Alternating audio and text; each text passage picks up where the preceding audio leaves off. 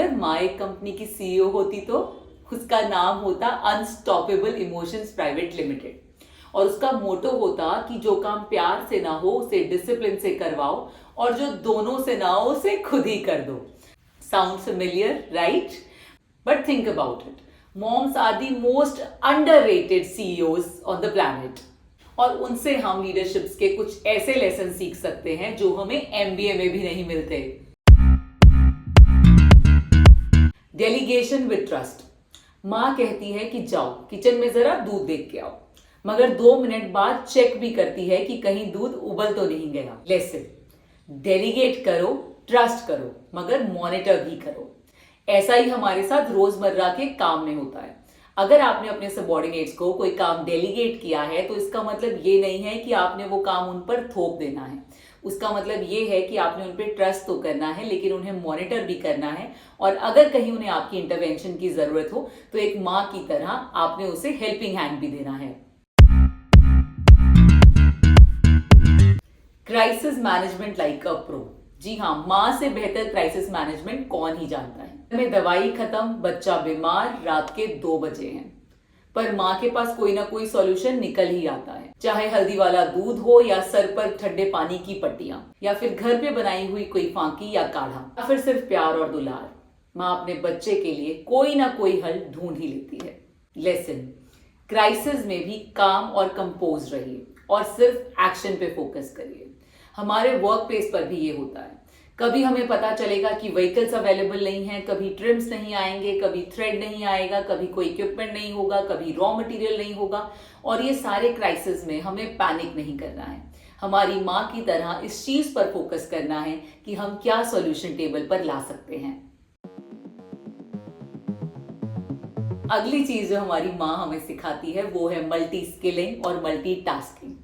चाहे खाना बनाना हो या बच्चों का होमवर्क कराना, दादी की मालिश करनी हो या दादा की दवाई, बच्चों को डांस या म्यूजिक क्लास लेकर जाना हो या ऑन ग्राउंड जाकर उनकी चीयर लीडर बनना हो, माँ सब काम बखूबी कर लेती है। माँ टाइम मैनेजमेंट को मास्टर कर चुकी है।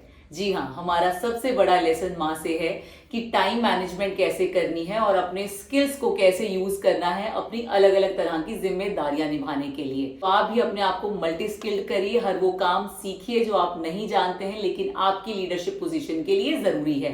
याद रखिए, focus plus flexibility is equal to success. बात करते हैं इमोशनल इंटेलिजेंस की। आपकी माँ ने कभी आपसे पूछा है, अरे क्या हुआ, आज तुम्हारी आवाज बदली बदली लग रही है, तबीयत ठीक नहीं है, मूड खराब है? हमारी माँ हमारे विड्रॉल सिम्टम सबसे पहले सेंस कर लेती हैं और हमसे पूछती भी हैं कि क्या कुछ गड़बड़ चल रहा है। जरा सा स्केड्यूल इधर उधर हुआ, जरा सी आवाज भारी हुई और माँ जान जाती है कि कुछ तो प्रॉब्लम है। जी हाँ, इमोशनल इंटेलिजेंस जैसा हम अपनी माँ से सीख सकते हैं वैसा कभी किसी भी किताब से या किसी भी कोर्स से नहीं सीख सकते। लीडरशिप में भी ईक्यू कभी कभी आईक्यू से भी ज्यादा जरूरी हो जाता है। तो अपने ईक्यू पर काम करिए और अपने मेंबर्स के विड्रॉल सिम्टम्स को सेंस करना सीखिए। अगर आप टाइम से लोगों के विड्रॉल सिम्टम्स को समझ गए या उनकी मोटिवेशन या डीमोटिवेशन को समझ गए तो आप बहुत सारा एट्रीशन और बहुत सारा रीहायरिंग का अपना टाइम बचा सकते हैं और हमेशा अपनी टीम को हाईली मोटिवेटिंग और हाईली इंगेज रख सकते हैं। 0 एप्रिसिएशन 100% डेडिकेशन। जी हाँ, ये तो शायद दुनिया में सिर्फ माँ ही कर सकती है।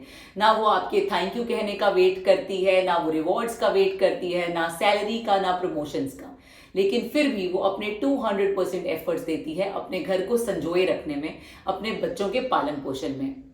इसमें हमारा लेसन छुपा है पर्पस ड्रिवन लीडरशिप। जी हाँ, जब आप किसी कॉज, किसी पर्पस के लिए काम कर रहे होते हैं तो ना आपको दिन रात का होश होता है, ना आप रिवॉर्ड्स की चिंता करते हैं। आप जानते हैं कि अगर मैं इस काम में सक्सेसफुल हो गया तो ग्रोथ और अपॉर्चुनिटीज अपने आप मेरे पास चल के आएंगे। तो फोकस करिए और एक कॉज के लिए काम करिए कि अगर आप उस लीडरशिप पोजीशन पे हैं तो आपका रियल कॉज क्या है। क्या आप लोगों को आगे बढ़ाना चाहते हैं? क्या आप अपने ग्रुप को आगे बढ़ाना चाहते हैं? क्या आप ये सोचते हैं कि जो 400, 500, हजारों लोगों की जिम्मेदारी आप पर है, जिनके घर इसलिए चलते हैं क्योंकि आप एक अच्छी लीडरशिप से एक अच्छा बिजनेस गवर्न कर रहे हैं? तो हमेशा जो बिगर पर्पस है उसके बारे में सोचिए। जो रिवॉर्ड्स हैं वो अपने आप आपको फॉलो करेंगे। तो नेक्स्ट टाइम आप जब भी किसी बड़े लीडर को देखें तो एक बार माँ के बारे में जरूर सोचें, और ये भी सोचें कि अगर वो लीडर इतना महान है तो उसकी माँ कितनी महान रही होगी, क्योंकि माँ का ही परछावा और माँ के ही स्किल्स सबसे पहले हमारे अंदर आते हैं। आप भी हमेशा याद रखें कि आपके पास सबसे बड़ा हिडन टैलेंट या हिडन ट्रेजर आपकी माँ है। जब भी आप अपनी लीडरशिप पोजीशन को लीड करते हुए किसी दुविधा में हो, अपनी माँ और उनके संघर्षों के बारे में जरूर सोचें। आपकी माँ के जीवन पर रिफ्लेक्ट करें और आपको बहुत सारे ऐसे लेसन्स मिलेंगे, बहुत सारे ऐसे सुझाव मिलेंगे जो शायद माँ ने आपको डायरेक्टली इनडायरेक्टली समझाए हों, सिखाए हों। जब भी आप अपनी माँ को पढ़ने की कोशिश करेंगे, आपको biggest of the biggest leadership lessons मिलेंगे। अगर आपकी माँ भी आपकी दिल की सीईओ है तो इस वीडियो को शेयर जरूर करिएगा और हमें कमेंट्स में बताइएगा कि ऐसा कौन सा लीडरशिप स्किल है जो आपने अपनी माँ से सीखा है। Happy mother's day to all the incredible CEOs जो बिना ऑफिस जाए भी हर घर को एम्पायर बनाए हुए हैं।